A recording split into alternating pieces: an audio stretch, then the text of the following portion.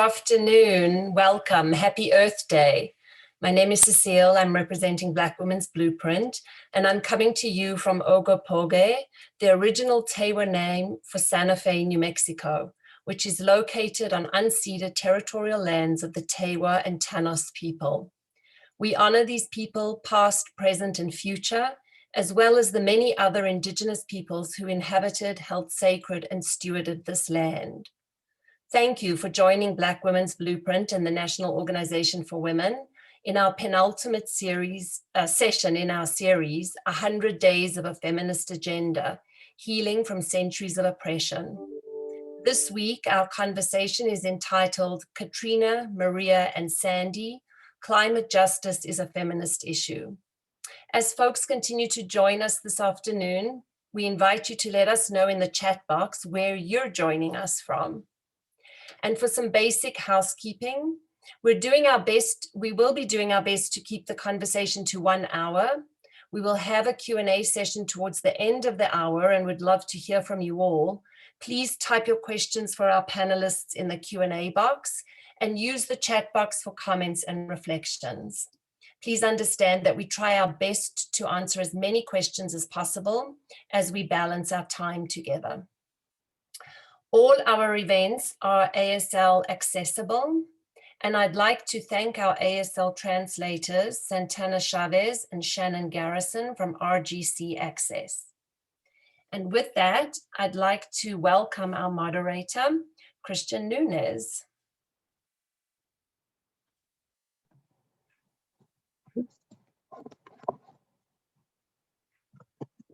Hello, everyone. Apologies, we were experiencing a little bit of technical difficulties with Christian getting on, but I wanted to, my name is Monique Alcala. I am the Chief of Staff here at NOW, and I'm so happy to welcome everyone here today.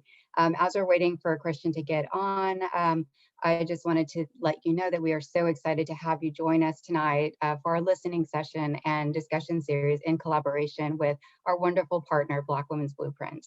The bold advances that women have made over the past decades, particularly of those of Black, Indigenous, women of color, Latinx, trans, and gender non-conforming relatives, have come under threat of regressing. These communities have been healing from centuries of oppression and are no longer willing to be ignored or silenced.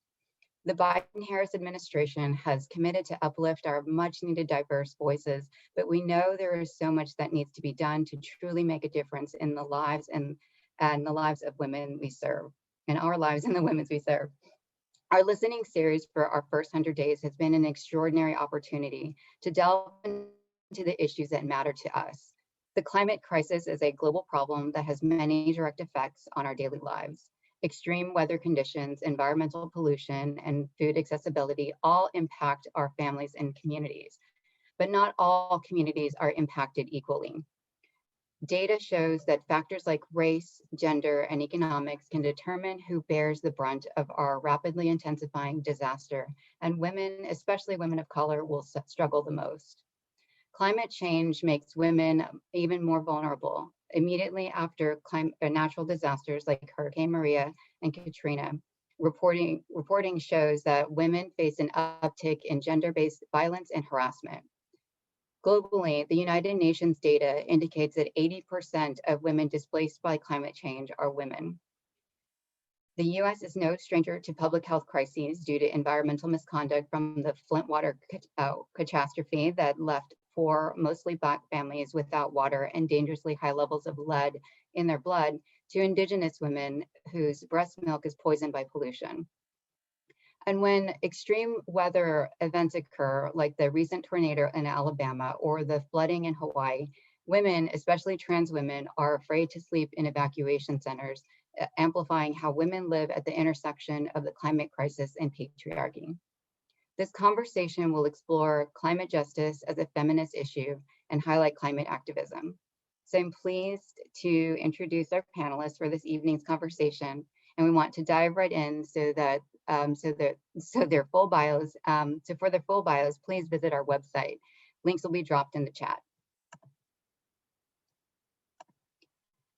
So first, I would like to introduce Tamara Tolles O'Loughlin, who is a national climate strategist and environmental advocate focused on people and planet. She is most recently the former North American director of 350.org and now serves as the chairwoman of the board of directors for Women's Voices for Earth. Yagowinehene Oaks is a Mohawk woman, mother, leader, advocate, producer, coach, artist, designer, and athlete. She is the founder and director of the North American Indigenous Center of New York for Culture, Equity, and Economic Development.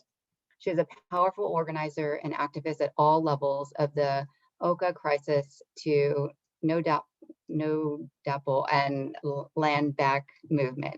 I'm sorry. And finally, we have Yang, who is a 19-year-old multimedia artist, spokeswoman, and steering committee member for Youth United for Climate Crisis Action, or Yucca, from the DNA Navajo Nation. Yucca represents the diverse communities of northern New Mexico, including Indigenous, Latinx, Chicanx, and low-income communities. Thank you all for being here today. Now let's pass it on over to Christian Nunes, our wonderful president for the National Organization for Women. Christian, are you there?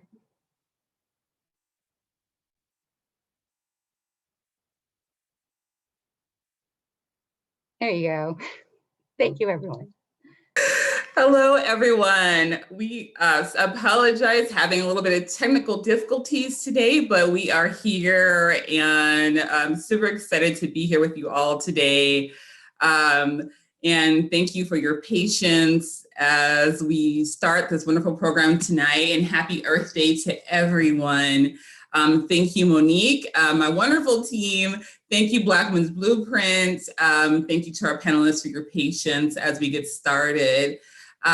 So I wanted to jump in. I'm not sure if we have discussed what's going on today, but I want to just kind of reiterate that we are excited to continue our listening series for 104 Days of the Feminist Agenda. And we are talking about climate change tonight. And as we've gone through, we want to really talk about how climate change impacts and is the feminist issue. Because we're running a little bit behind, I want to kind of go into a little bit more about the fact that climate crisis, the global problem that has many direct effects on our daily lives. Extreme weather conditions and environmental pollution and food accessibility has impacted the lives of families and communities.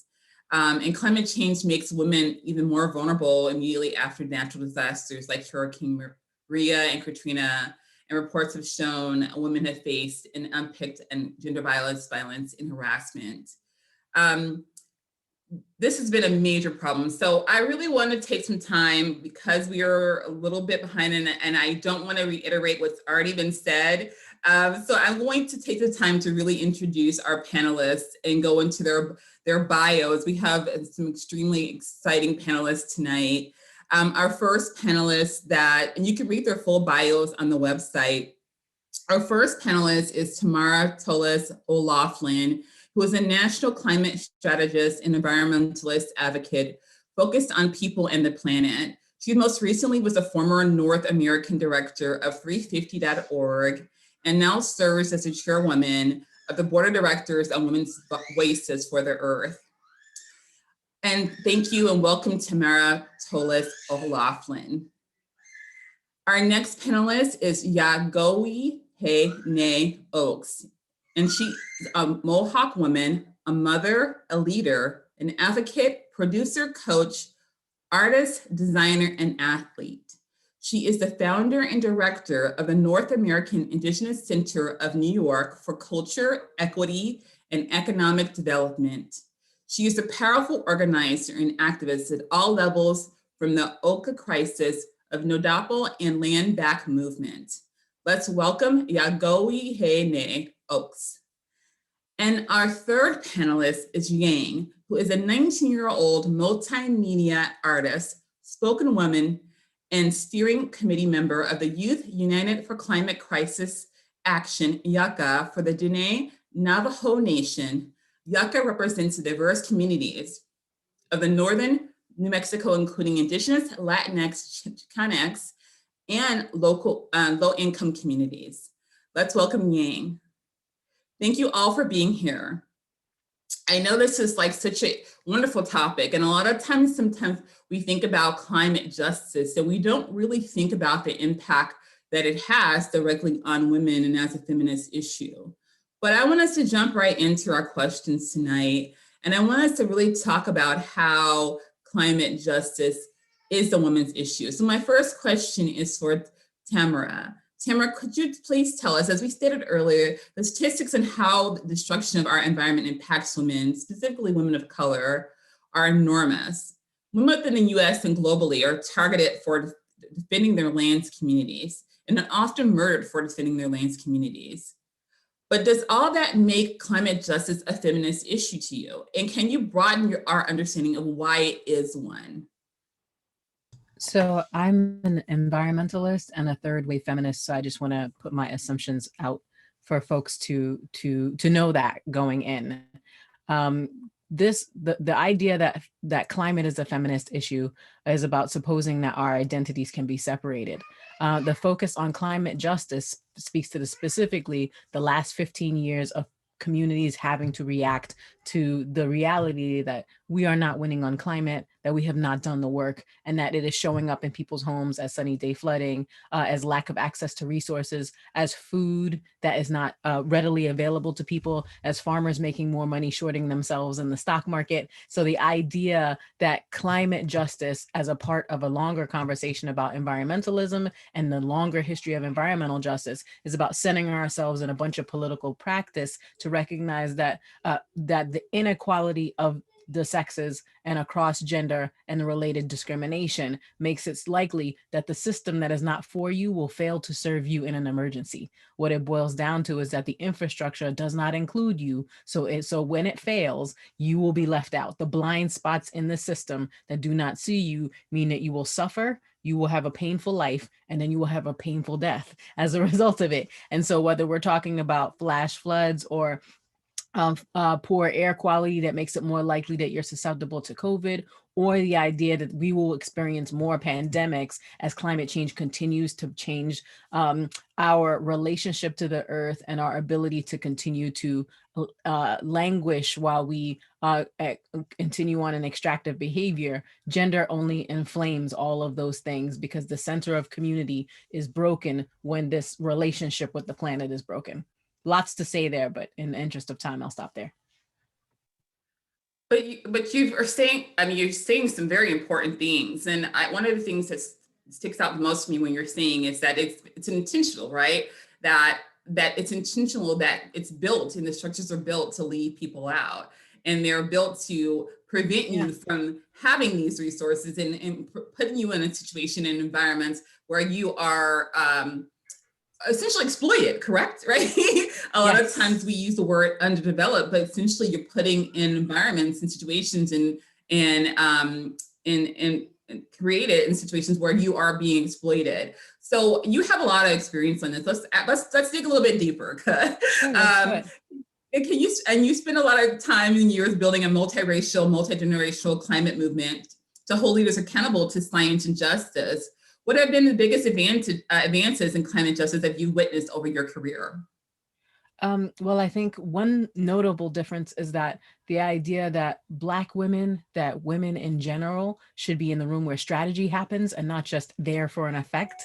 That is a new innovation that has come on the heels of many levels of activists fighting for a long time, pushing philanthropy to demand better of organizations that were largely founded in the climate and environmental space on the idea that white men have some right, access, or natural aesthetic relationship to the planet that supersedes everyone else. I'm super excited to be in this particular panel because part of my work currently is on the idea of climate reparations or loss and damage, which includes land back, and the idea that the issues of racial justice and gender that pertain to care and repair of harm are true for all of us. The questions are, what are the terms and what are the agreements?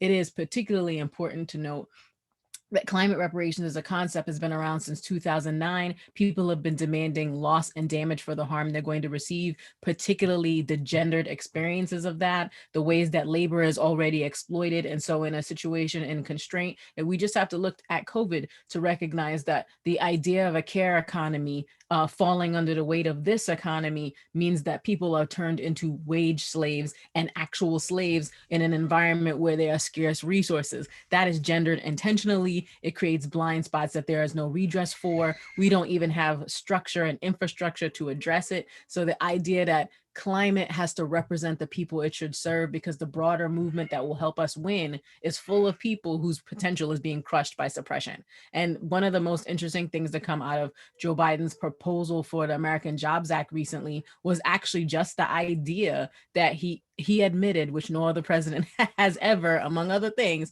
that having a care economy and failing to support communities by suppressing and oppressing them actually stifles innovation. And that's the thing we've been saying in climate for a long time. Communities who have been stewarding the earth for millennia have lots of ideas about how we could survive and what we should be doing and what we should stop doing. So the idea that women are missing and murdered, that's a multi-level thing that's about the extractive relationships that we have with the planet. So people showing up to pull everything they can from the earth, coming as strangers to lands that are not theirs, treating every person they see as a commodity because they're in a mindset of extraction, it is no surprise that that behavior is particularly harmful as a psychosocial stressor. It means people's bodies disappear. It means their spirits are crushed, and it means the earth is damaged. This is all a pattern of extractionism. And in some circles that I spend a lot of time in, is really have come to a realization that climate change is itself an expression of capitalism and extraction at its best. So if we are going to reverse this system, stop the harm to our sisters and our planet, we're going to have to engage in a lot more behavior that we've never had any experience with, at least since this was Turtle Island. Wow, that alone is very powerful what you said, and I think you're also speaking to not only just what we've done and what people have done, but also like the levels of chronic stress, the chronic trauma, you know, the vicarious trauma that's happened through the course of this currently happening. Thank you. Am I saying Tamara? I want to make sure. It's Tamara. Tamara, I want to make sure I'm pronouncing your name correctly. Thank you so much for that. That brings me to our next panelist, Yagawi Hene. Am I pronouncing your name correctly? I want to honor everyone's name correctly. I'm trying my best. Is that correct? That was pretty close. It's Yagawi Hene. Say it one more time for me. Yagawi Hene.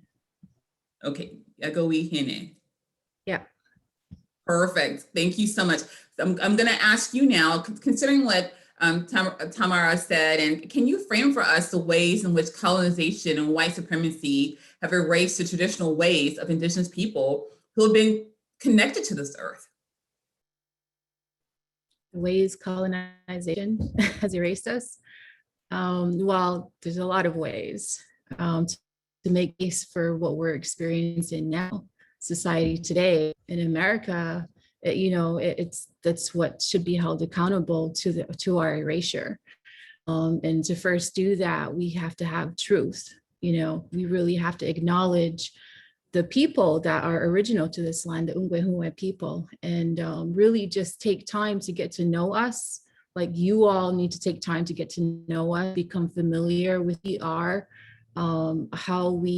what we believe in, what our traditions are, what the natural law is of the land.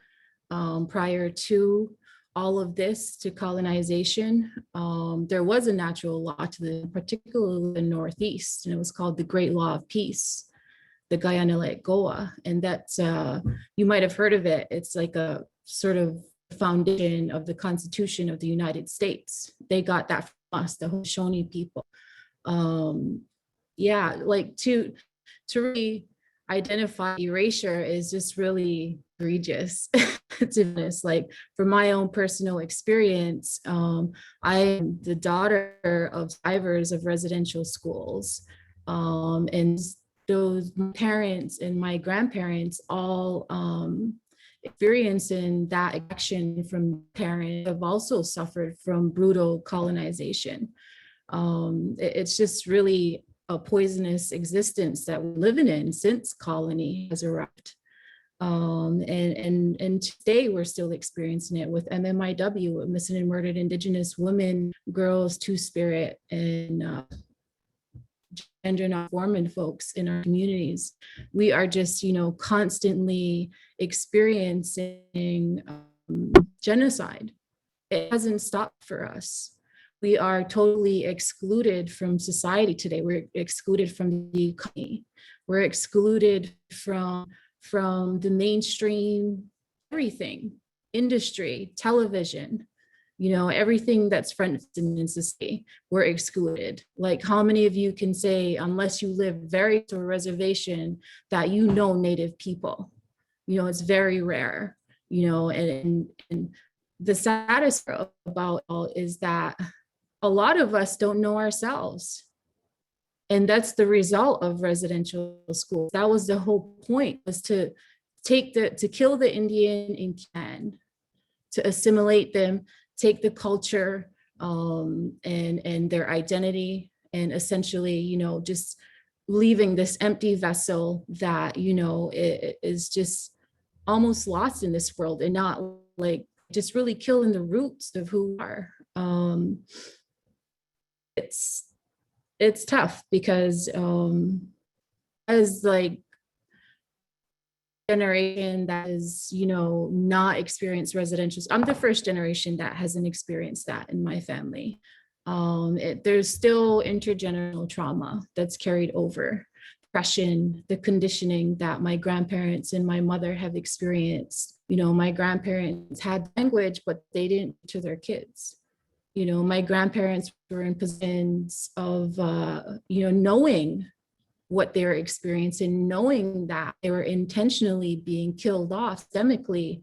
They purposely had 12 to 14 kids, both sides. All their brothers and sisters all had 12 to 12, like 10, 12 kids to try to recoup the population. They were aware of what was going on, and that was the way they fought. Today, folks have 1 or 2 kids, 4 if you're well off, but for them, that was their way of trying to survive, and that's how, I guess it's like light steps like that can't really be recognized. Just living in such a dangerous, I guess, just a dangerous world for us. There's no safe spaces for us here on our own land. And to sit back and to have to watch the destruction, and when we're so connected we're naturally connected to the land. We came from the land, and to watch the destruction and to be forced into participating in that and being dependent off of these systems of I guess just like provisions and energy, and being dependent off the government. Our people couldn't even leave the reservations without a pass. Like in the 50s, 60s, they couldn't even leave the reserves without a pass. I think maybe up until like the 70s, but in 1978, will tell you a lot that, the Freedom of Religion Act for Native Americans, we were finally allowed, my mother and her parents were allowed to practice their culture, their ceremony, their language. So that was stripped from us, and that's why I said earlier, like, a lot of us don't even know who we are because of that, because that strategy and that system that, has shut us. And caused so much harm. And now, like, to be in my generation where we're, recognizing it and acknowledging the truth. And I guess it's our responsibility to share that truth, but to also start creating solutions to recover. Like, for example, like my daughter, we had the opportunity to put her in school in full immersion school for Mohawk language. So she has the language. I don't, I don't, because, we're in a system where we're struggling, but, it's hard to keep up. But with our kids, we are creating solutions for that. So she has the language, she has her ceremonies, all these things that I never had and that my mother never had, and that my grandparents, it was illegal for them to practice, and knowing that, we're the natural stewards of this land and wanting to live peacefully and not to go to, living by the fire and in wigwams or anything, but, to have the opportunity to speak up and to protect it in ways at, tables where decisions are being made, I think matters most right now. And I think it's really where we're going with Deb Haaland now in office. I think that's a step forward. And I'm just really hopeful about that. And it's really starting to catch on with society at large to start listening to the natives. But the real issue is that we shouldn't have to be fighting and struggling for you to see us, or to acknowledge us. But yeah, so I'm not sure if I answered your question, but end of thought. But I think you also bring up some other great points, and that is, like, throughout history, it was the fact that not having that autonomy to live your true authenticity and not being able to, having to choose, and I think being forced to being forced to assimilate, or being forced and having things taken from you, and not being able to truly live the way that you want to live, and I think that is part of what colonization did, is like, and what we see with white supremacy is the erasure that took place so much. And it's very exciting now to see people like the first Secretary of the Interior, Deb Haaland, be part of the cabinet, because it gives, like, to me, it gives insight and hope that, there is finally someone who has a voice at the table, who has a firsthand narrative that can be shared, right? So what are you hoping she will bring to the Biden-Harris cabinet in relation to environmental justice? I'm hoping she brings up her connection to us. She is us, we because of 524 tribal nations and more than 5.2 million American Indian and Alaskan Native people. We know her. She knows us in a way that we've been in the struggle together. She's been at Stand and Rock. She has that one opportunity in a position that could make the most difference for us in our future, but not just for us, for all of us. We today need the American perspective. We need our traditional life ways. We need people in there that understand the land and the natural things that are on Turtle Island are, we're part of creation for us all to, live, and survive off of naturally without, all this external objectification and overconsumption. And it's just like, we just need a Native in there and her perspective. It's super important right now.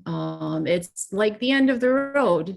This is like, we don't have any more chances. We don't have any more time. She knows that. We all know that. Even our brothers and sisters, Alaska, like, they're starting to see the axis and where the sun rises, and the access to the earth, like, it's cool right now to have her perspective, our perspective in that position.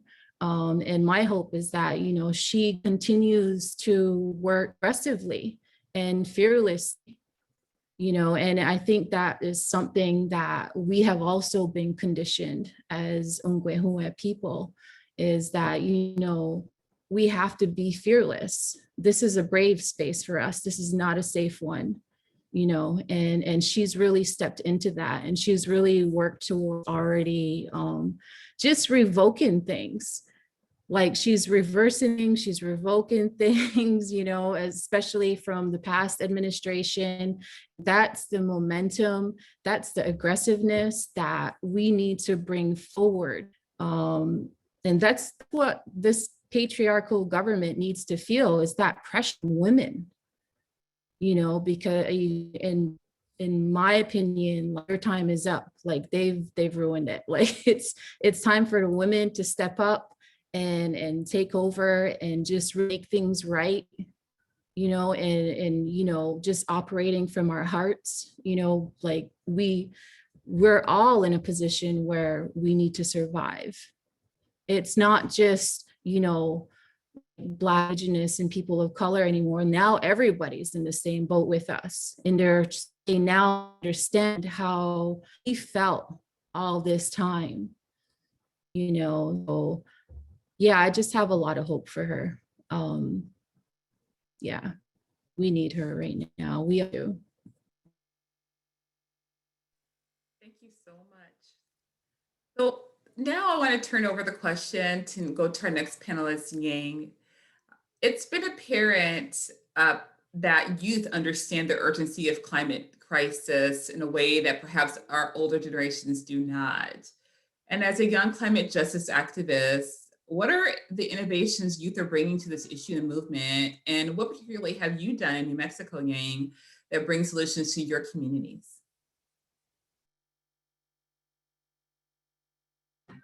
Hi, can you hear me? Great. Hi everyone, my name is Ying, and what we're doing in New Mexico is truly revolutionary. In September 2019, Yucca Youth United for Climate Crisis Action was a group of young people from New Mexico from different diverse backgrounds who came together for a cause that we felt really passionate about. And we had one common connection between our comparisons of our passions, and that was the time was running out. We were running out of time to save the environment, and a lot of these social injustices that were going on around the time, it allowed us to see how much these interconnected more clearly. And so in New Mexico, yeah, us young people are advocating for social and environmental policies during the legislative session and following up to the legislative session. And we also recently joined, up until the COVID-19 pandemic, mutual aid efforts in New Mexico, and we've helped thousands of families get through the pandemic. It's really interesting to see a lot of these communities come together and show that we can adapt to change and we can help during change. I feel like as young people, we've seen that inspiration during our times at a very young age, where it allowed us to motivate our efforts to continue this work. And there's so many amazing young people who have contributed their work, their time, their efforts, their art, their talents, to give that message and to keep spreading that message of hope, resilience, and love, for not only the environment, but for communities who are impacted by these extractive fossil fuel industries. And it was something that we had to relay that message to the young people, that a lot of controversy spewing around climate change happens in our backyard. And I think we made those connections as we got older, as young people. From my experience, personally speaking, I live in Farmington, Mexico, on the Dene reservation, where I was questioning in my grandmother's backyard what those oil or gas barrels were and how much they were helping our community and how much they were harming our community. And it was up until I went to elementary school where they were teaching us that these oil and gas pumps and extractive,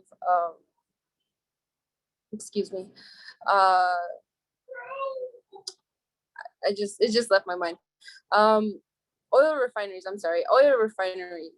have been around the reservation, but we weren't allowed to be around them or to go question or to go see what they were really talking about besides the pictures they were showing us. And it wasn't until I went to school in Santa Fe Indian School and joined Earth Care and Yucca, where I was questioning these oil and gas barrels in my grandmother's backyard, these fossil fuel power plants within 30-mile radius of each other. I began to drive to these sites and really see how harmful these impacts really were. And it was then that I started really understanding how manipulative everything in the life can be, not just in school, not just in politics, but in general of how we see the world.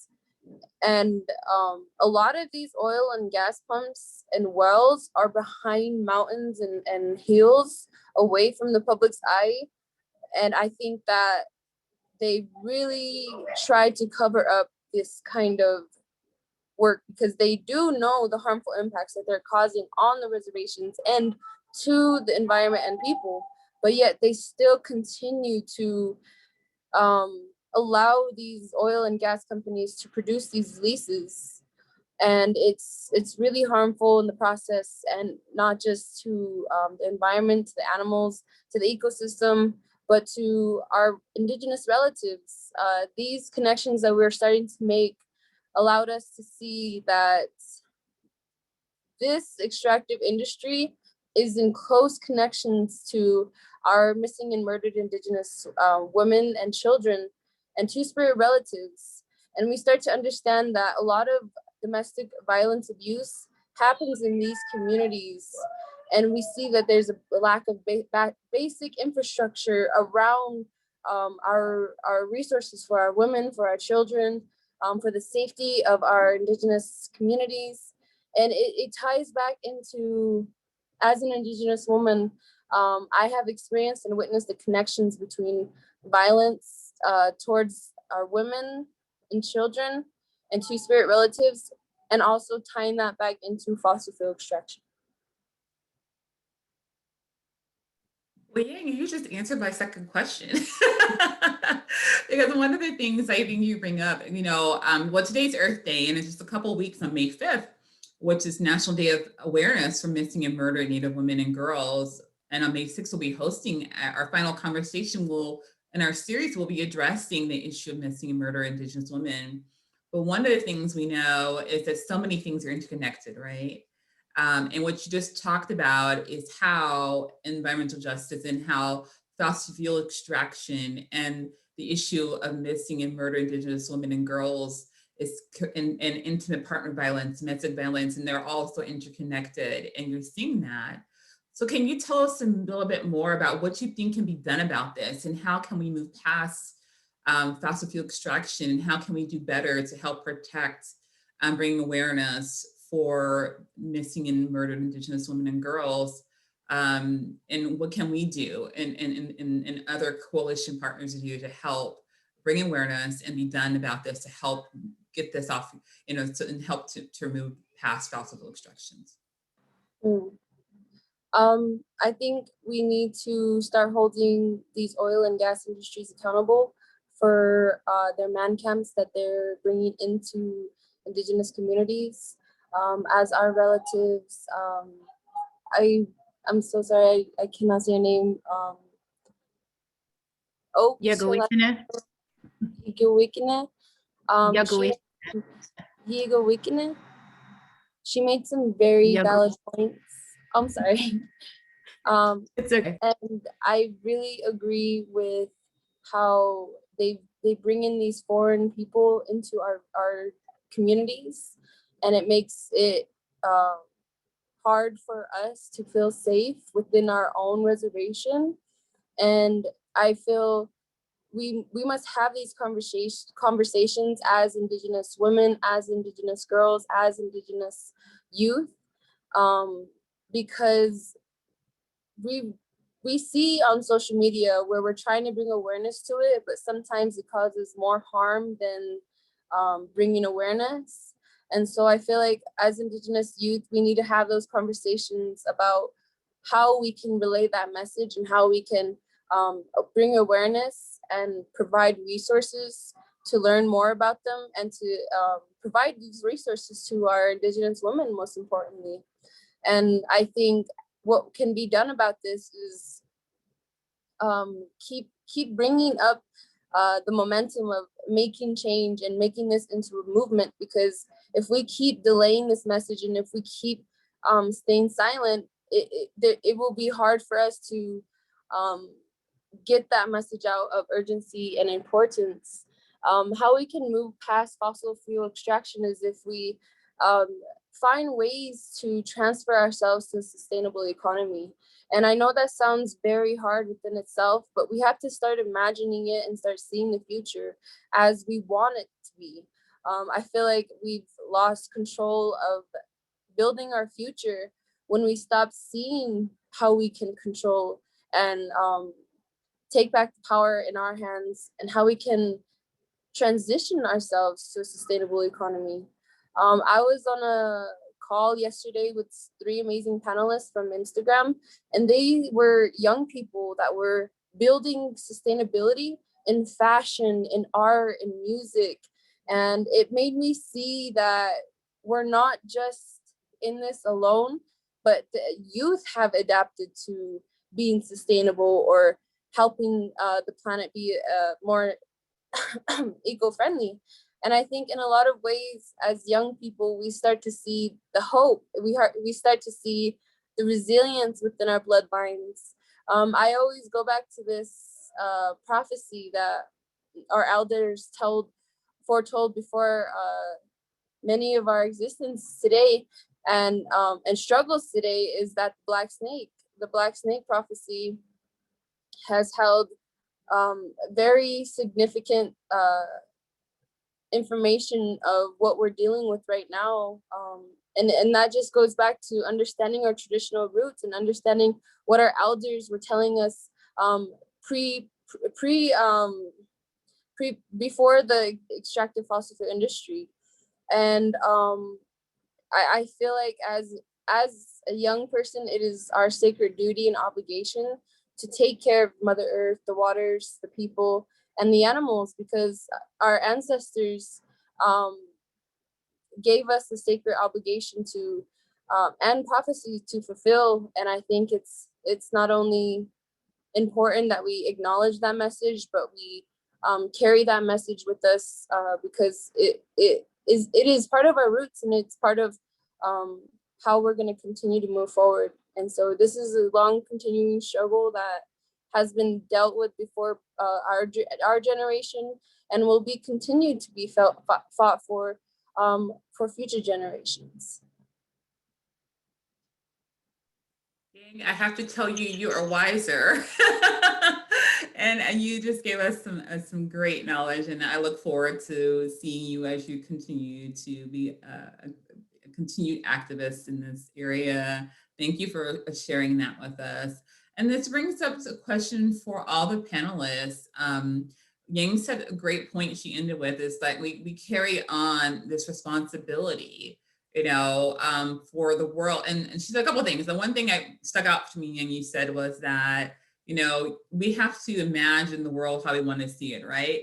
And so that kind of is what motivates us. Like if we want a sustainable world, we have to start almost like imagining that and start living it and bringing it to fruition. And also like we have this responsibility to carry forth. I'm paraphrasing, of course. We have this responsibility to carry forth. But I think sometimes what we see is a lot of activists and other folks have been feeling a little bit of climate anxiety, right? Because the problem of climate crisis can seem very insurmountable and can seem hard to cope. So this question is for all the panelists.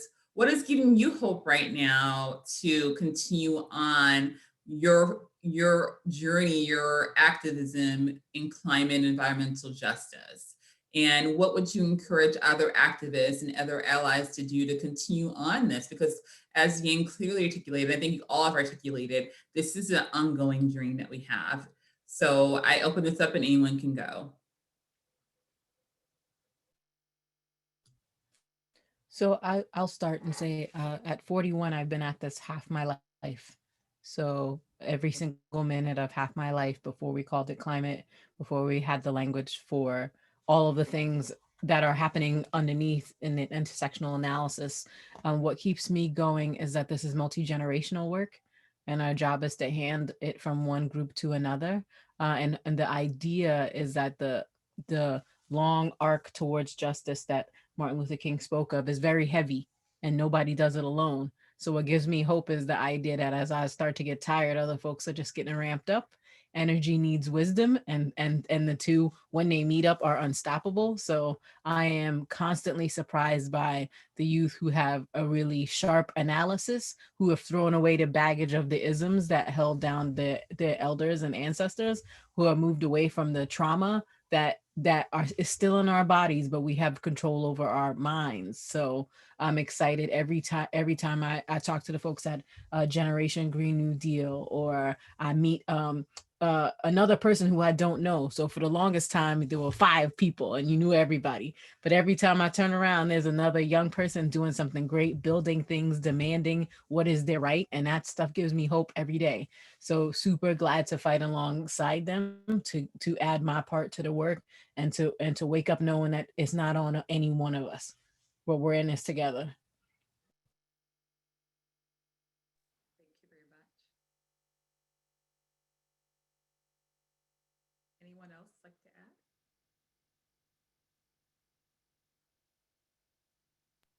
What gives us hope? Okay, so similar to Tamara, is the youth ignited, and I guess having the opportunity to self-actualize at an earlier age than maybe my generation or my parents, and just really understanding who they are, their identity, and their place in this world, in relation to the land and others who are here. We really start to understand that responsibility. I think that's what really just warms my soul, I guess. And part of those responsibilities, to community and the environment, and all things within the environment, being part of our community and our family as well. Just watching the youth, and just people my age and others, just trusting who we are, who we were, and reclaiming that, and just really moving in power now, where we were sort of conditioned and quietly moving forward, fighting every now and again, in different conflicts and issues. But now there's so much energy and momentum. And I think the most important factor right now is the unity, generationally, and just from nation to nation, unity that's occurring across the island, from Canada all the way down to, to Mexico. The way in which Indigenous people are starting to, lock arms and reclaim and really understand our power, where we've been living in a space where we've been in a position that was we're meant to be powerless, to finally come out of that, we have this power, and now there's many that stand, and I grew up with Ludiskanalakete, which is also known as the Warrior Society. So I've been face to face with the US and Canadian Army, in my backyard, and with heavy artillery, 5,000 troops sent in on us because we're fighting for a little land that society, they wanted so they could 9 more holes to their golf course, You know, I think experiencing that for me was super important. And, you know, really that's where all my tenacity and commitment and fearlessness comes from today, is from that, because I was there. They came with everything to attack us, to move us, you know, and we didn't move. I was 10, 11 years old, a lot of kids there, women, elders, you know, I had that experience in knowing that, you know, we didn't give up. They could not move us. We were not removed, you know, and everybody stood their ground no matter what they did to us. And I think it was sort of triumphant in a way that we understood our power when we were there, when that fire was burning day after day. And yeah, like it's just really important. And I feel that same feeling was felt in Standing Rock. And that same thing has been being felt at like the Black Lives Matter movements and all these other movements on the streets that are really creating change in government and in policy. We need to fight more. And if it's stomping on the streets or writing policies, the more we feel that, like the more as a people we can all self-actualize and just really like reclaim our rightful positions in this world. Yeah. Yeah, end of thought. Yeah, go ahead. Am I getting close to your name? I'm working on it. Thank you so much. And Yang, do you have anything you want to add? No, I think she summed it all up. It's just the generational hope comes from how our elders left that work. And so I believe that one thing that inspires me is just how our ancestors have been fighting the same battle, and we're continuing to fight the same battle. And I think it's just a beautiful thing. And it's a beautiful time to be alive, to be a part of these moments, that we can be alive during what we can actually change and how we can move forward with that change. And I think that's the start of power to the people, when we understand how powerful we are. And this is on a personal level, but at a young age, I was always like an angry Indigenous woman, and I went about the world angry about everything that had happened to my people. But as I got older, I began to see that we can no longer be blaming, but we had to fold our sleeves up and had to do the hard work. And we had to, whether it began by planting trees, whether it began advocating for policies, we had to take that first step in seeing how beautiful the future could be, and how we can get out of those comfort zones of making that change. And so I think it's just a beautiful time to be alive, and that within itself inspires and gives me hope every single day. Wonderful, wonderful.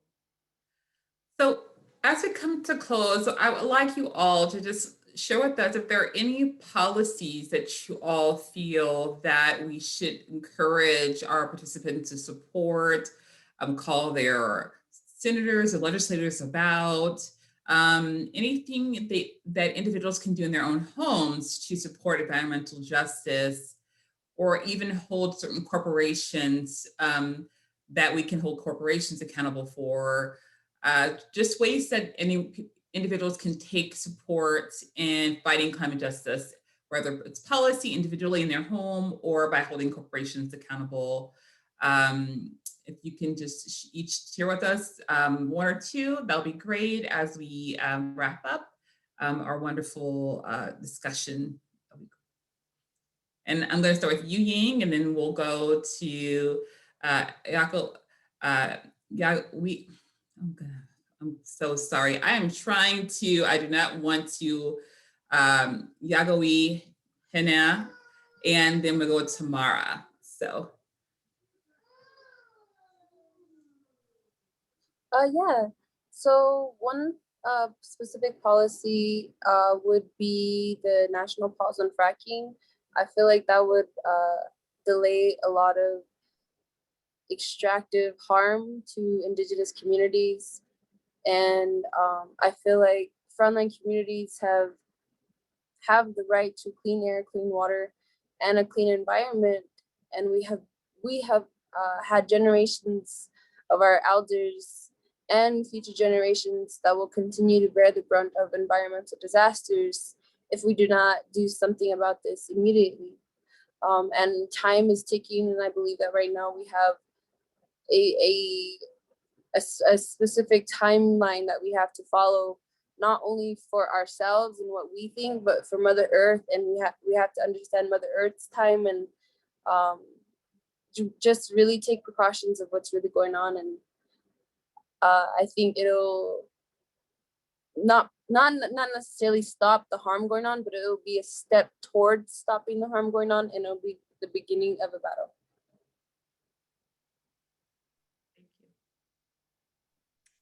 Yeah, I mean, I agree with Yang, but also I think more of a community care person than I am into policies. And but I think something that's caught my eye, well, something that's caught my eye lately, is really concerning to me is the way in which they're trying to revoke the Indian Welfare Act. That's concerning to me, especially coming from a family that, you know, all my grandparents and my parents were extracted by society.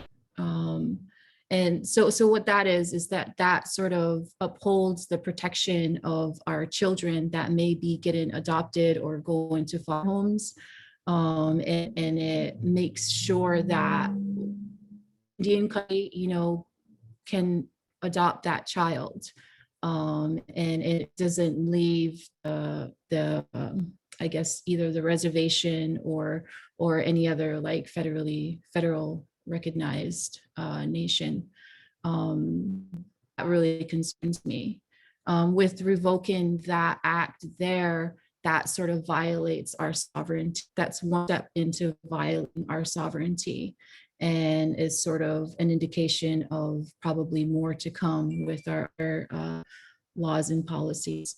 So maintaining that is very concerning to me, because we want our kids, like, leave us alone, hands off our kids. You know, we do this already. My parents are current right now in the middle of Indian Day School lawsuit with the Canadian government. It just causes so much harm. And another thing that concerns me is MIW and I guess just the jurisdictional issues that we've been experiencing and the way they use that against us in the court of law, while, you know, going after the people that, you know, are perpetuating the violence or doing the murdering. They use the jurisdictions against us, when in our treaties, you know, we are all supposed to be equally protected. And that's, you know, another violation of treaties, our bodies, our relationship, you know, as nations, the United States as a nation. Those are things that concern me. Yeah, end of that. Thank you. Thank you. And Tamara. Tamara has had to step away. Oh, She okay. had to go to another event. She apologizes. Okay. All right. She did put some great information into the chat for anyone who is looking for some activist options. Thank you, Cecile. So this has been a great night full of rich information.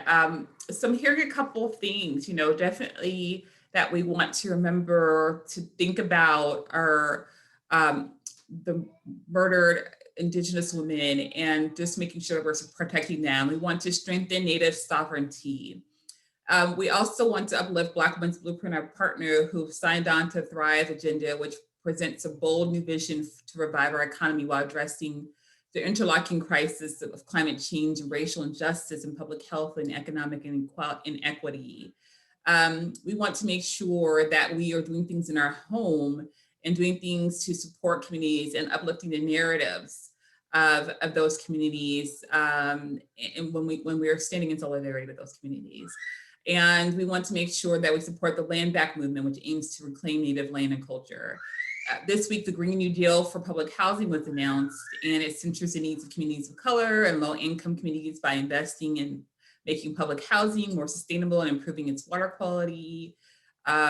There's so many things that are going on right now where we definitely want to make sure that we are doing our part as activists and allies to make sure that we are, as Jane clearly said, creating the land and the world earth that we want to live on and be able to pass on in legacy. So we want to just thank you all. Thank you to our wonderful panelists for sharing your wisdom and your expertise, your knowledge, your passion tonight with us. We thank our team, our wonderful NAC team, our wonderful Black Women's Blueprint team for being always wonderful and always so just making sure we are always on track. I apologize for all technical issues tonight. We hope that you will continue to support Black Women's Blueprint. And now we have put some things in the chat for you to find out more about our programmings. And we thank you all for joining us and supporting our 100 Days of Feminist Agenda. And look out for us for our next series on May 6th. And we hope you all have a great night. Thank you.